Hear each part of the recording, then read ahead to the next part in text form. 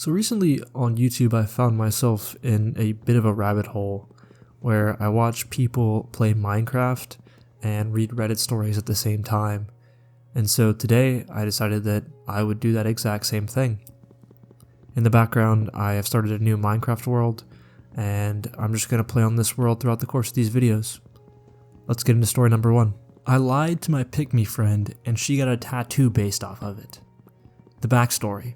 I, a 25-year-old woman, was introduced to Peggy, fake name by the way, also a 25-year-old female, through a mutual friend. She had recently moved into a friend's neighboring apartment unit and was quickly introduced to our friend group. Almost immediately, I could tell we weren't going to get along based off of some of the backhanded compliments that were given, but I decided that it was too quick to judge her fairly and invited her to a game night that a friend and I were hosting. Game 1. Sardines. I don't know what that is. During a drunken game of sardines in the dark, Peggy faked a fall and pushed my head into a shelf. How do I know she faked it? Because she literally told me in front of everyone and laughed about it, saying, "I found him first and that's why I pushed you." Game 2. King's Cup. Peggy called me out during the never have I ever portion for having gone through a divorce. Talking about it normally wouldn't have bothered me, since everyone who was there already knew about it and were really supportive during that time, but it was the fact that she was trying to single me out and shame me for it. Yeah, I would definitely say that's a bit odd. Throughout the rest of the night, this behavior continued, and by the end, I was thoroughly convinced that she had some sort of a vendetta against me. Finding out what, or in my case who it was about, took almost no time at all. One of our friends, who we'll call Mark, was in attendance that first night. Mark, 28-year-old male, is a tall, kind, funny, and generally attractive guy. Essentially, he's catnip for her type. At this time, we were pretty close friends, and Peggy did not like that. For the next 6 months, anytime he was around, I had to deal with the most ridiculous, awkward, and petty attempts of her trying to single me out or embarrass me. Now here's where the tattoo comes into play. I had been planning on getting a dragon tattoo for over a year. I am fully aware that dragons are a common and trending tattoo, but I wanted it anyways, because it was special to me and my mom. I had even worked with my tattoo artist on incorporating her favorite flowers into the piece, and figuring out what kind of style / other details I wanted. About a month before my appointment, Peggy heard a friend and I talking about that tattoo and started asking questions. I swear I could see the moment the light bulb went off in her head because she grew the biggest shit-eating grin I've ever seen. My light bulb moment happened shortly after. When she asked where and what kind of dragon tattoo I wanted to get, I lied. I told her about how much I loved the movie Spirited Away, because I do, it's a banger, and went on a tangent about how I grew up on that movie, how my dad showed it to me, and that it'd be cool if he being Haku, was wrapping around my arm or something. If you haven't seen the movie, one of the main characters is a boy named Haku who turns into a dragon. Peggy had never seen this movie before, so I encouraged her to check it out, and ended the conversation there. Now considering she had never seen it before, I didn't think she'd actually do it, but Reddit, she did it. And it wasn't just a tiny cutesy little thing either, she committed to my exact description. The thing is freaking huge. When she showed it to me 2 weeks later, I was in shock, and she probably thought I was upset for taking something from me, but when I went home that night, I switched between feeling awful for lying to her and laughing at how utterly unbelievable she was for doing it. 2 years later, and I'm still doing that. I confessed to a friend recently about my lie, and that's what she told me. She went to the tattoo appointment with Peggy that day, and word for word Peggy had said she's gonna be so upset. This is like the exact tattoo she wanted. That is absolutely insane. I could never want to imagine pulling one over on someone or like taking something so personal from someone and to turn it and make it into a joke and make them get this crazy tattoo is just such a funny way to spin it. Like, imagine just taking someone's idea and just deciding you were going to put it on your body permanently. That's insane to me. Alright, let's get into the next story. Am I overreacting? My ex-wife and her new husband legally made their last name my full fucking name. You cannot make this shit up. I was married once. My ex-wife blew it all to hell by cheating on me with one of my closest fucking friends. That betrayal crushed me, but whatever. I rebuilt. She kept my last name after the divorce. Weird, but I let it go. That is really weird. Fast forward. She marries the guy she cheated with. Fine. Closure. Good for them. But here's where it goes off the rails. Her husband's new last name is the same as my first name. So when they hyphenated, their big shiny new married surname is now my entire fucking legal name. Imagine your name is David Carter. The guy she cheats with is named John David. They marry, hyphenate, and proudly announce themselves as Mr. and Mrs. David Carter, which is literally your name. They're on Facebook smiling, posting, "Here's to the new official Mr. and Mrs. David Carter." Meanwhile, I'm staring at my phone thinking, holy fuck, my ex-wife and her affair partner just legally rebranded themselves as me. And no, my name isn't common. People are gonna see it and assume it's me. So tell me, am I losing my mind here? Or is it just as completely fucked up as it feels? That also is pretty crazy. I guess our first two stories have a trend of taking something else from someone. Now, I want to give the ex-wife the benefit of the doubt and just say maybe, just maybe, she didn't intentionally do this. But even if that was the case, it would still be extremely weird to knowingly, because like obviously she knows her ex-husband's name, and to have that name as your hyphenated new marriage's name would just be really odd.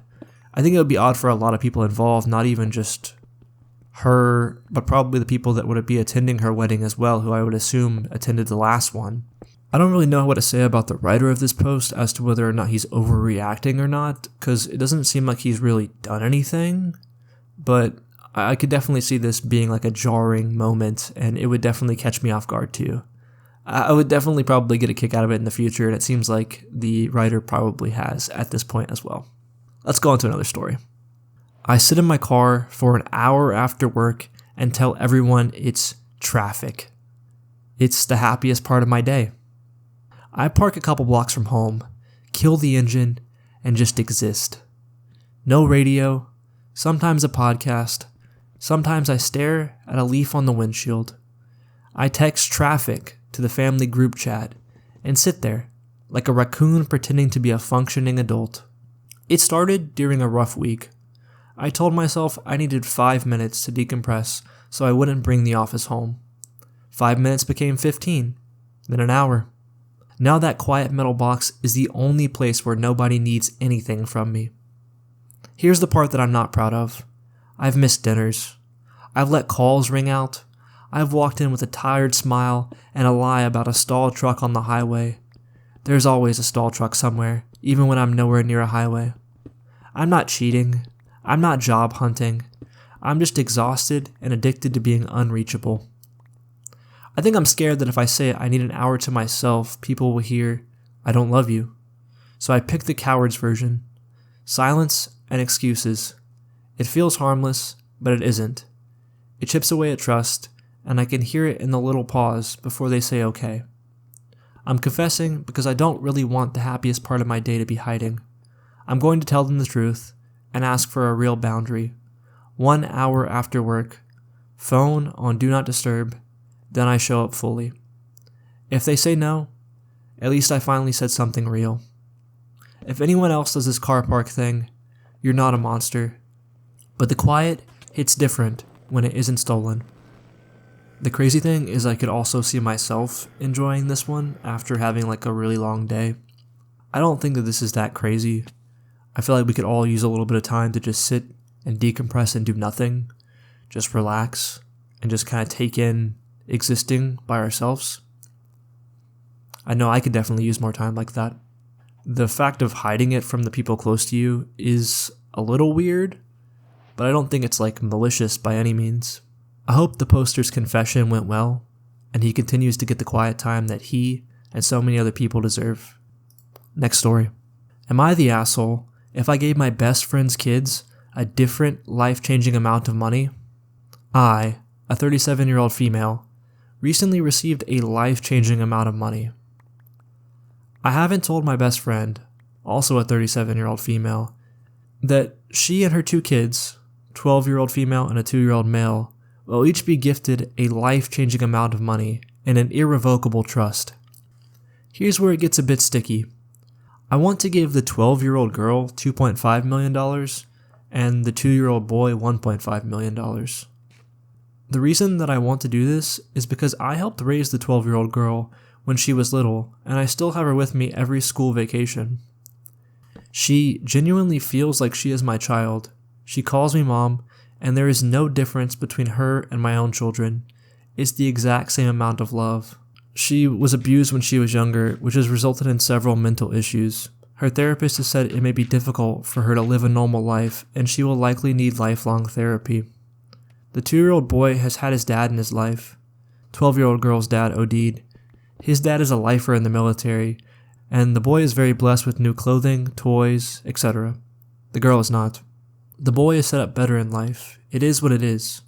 I grew up as the black sheep of the family and did not get the same opportunities my siblings had, and this has had lifelong ramifications. I look at the little girl's life and I can't help but see her childhood shaping up to be like mine, and I don't want that. While I can't change her situation, I can give her money to use to help her future. Money is a tool after all. My concern is how my friend will take this. In her eyes, they are both her children, and they are treated equal. I don't want her to see the discrepancy in the amount and think that I don't love the boy as much, or I see him as lesser than his sister, and I don't.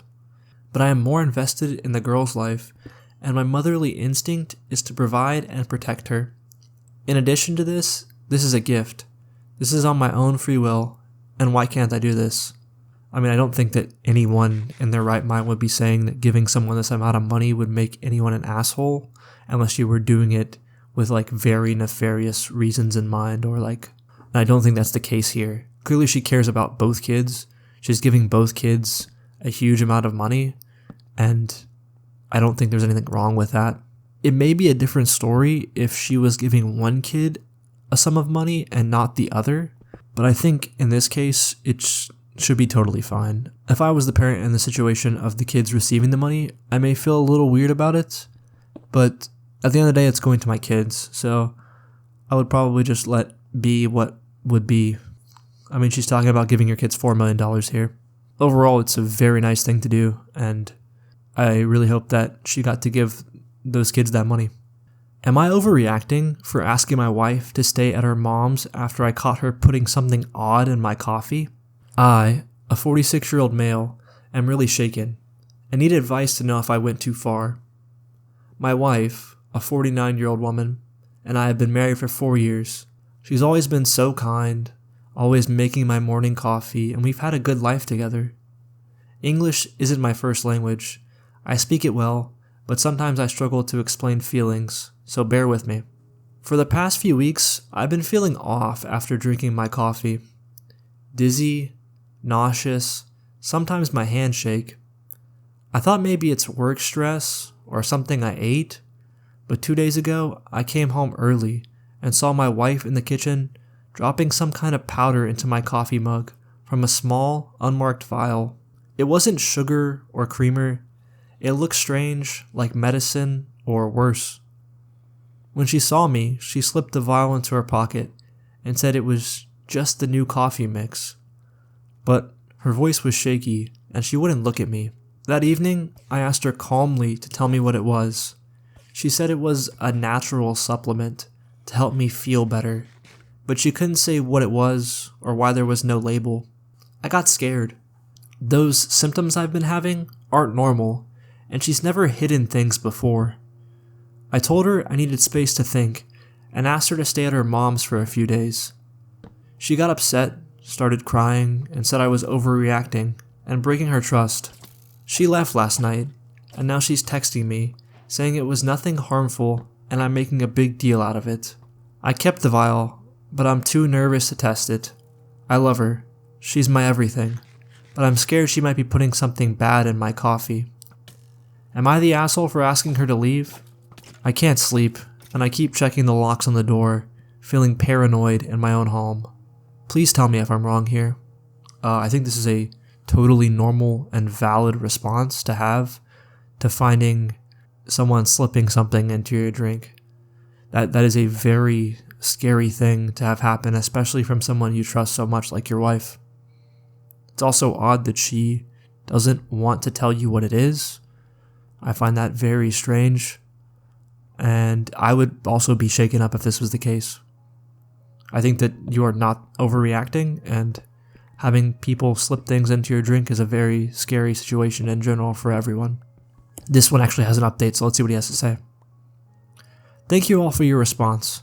You guys really helped me clear my head. I was hesitant, but I called 911, and they said they'll look into it. Yeah, that makes sense. I guess I should have said that you should probably call 911, but I didn't think about it. I'm feeling worse each day, dizzy, weak, and my stomach's still off, so I'm heading to the hospital to get checked out. My wife keeps texting me, begging to come back and saying it was just a herbal energy boost she found online, but she still can't explain why she hid it. I told her to stay at her mom's until I know more. I'm scared and exhausted, but I'll keep you all updated when I get answers. Thanks for making me feel like I'm not going crazy. Hey everyone, I'm at the hospital. Sorry for not keeping y'all updated. I'm not really feeling very well right now. Thanks so much for all your comments and supports. The doctors ran some tests and said there's something off in my blood work, but they don't know exactly what yet. They're sending samples to a lab, and it'll take a couple of days to get results. They told me to stay here for observation because my symptoms, dizziness, nausea, and shaking. So it's getting worse very quick. I gave the vial to the police when they stopped by earlier, and they're testing it. They didn't say much, but their serious faces freaked me out. My wife keeps calling and texting, sobbing, saying she's sorry, and that it was just some herbal remedy from a friend to help me. But she's still dodging my questions about why she hid it, and it's making my head spin. I told her we can't talk until I'm out of here and know what's going on. She's at her mom's, but her texts are so frantic, it's breaking my heart. I love her, but I don't think I could ever trust her ever again. I am stuck in this hospital bed, and I feel so alone. I'll keep y'all updated when I hear from the lab or the police. I am checking for a further update at this point, and it doesn't seem like there's been one. So hopefully the original writer of this figured out whatever it was and is safe at this point. That is a very scary situation. The thought of having someone close to you potentially poison you or slip something in your drink that is having these adverse effects on you is terrifying. And I really hope that he got whatever treatment he needed and is feeling better at this point. I would definitely say he's not overreacting for this, and this is a very scary situation, like I've reiterated many times. Let's go on to one more story. Skirt to the company barbecue. This happened back in the early 90s. My husband was working for a company that had a male employee showing up regularly with obscenely short and tight shorts that barely covered the law. That's a funny way to put that. So a memo went out informing employees of a new dress code. No shorts for men allowed. Casual pants, skirts, dresses only. The day of the annual afternoon summer barbecue, held on a hot top out in the parking lot, was around 90 degrees Fahrenheit. The man enjoys his comfort on a hot day and has a fine sense of humor, so he cued malicious compliance and wore my below-the-knee wrap skirt to work. His manager saw him in the morning and asked if he had anything else to wear with him. The answer was, of course, no. Trying not to laugh, he said, "If you ever fucking do this to me again, I'm going to kill you." My husband just smirked and wore the skirt, complete with steel-toed safety boots, to the barbecue, and was the hit of the party. That's one way to follow the rules, I would say. I always find it funny whenever people find loopholes like that, especially when it's something like this that doesn't really harm anyone and just a funny joke. I feel like everyone could just get a kick out of that. Well, I really appreciate you listening to these stories. I will be hopefully making another video like this soon. If you made it this far, Feel free to like and subscribe to see more. Have a good night.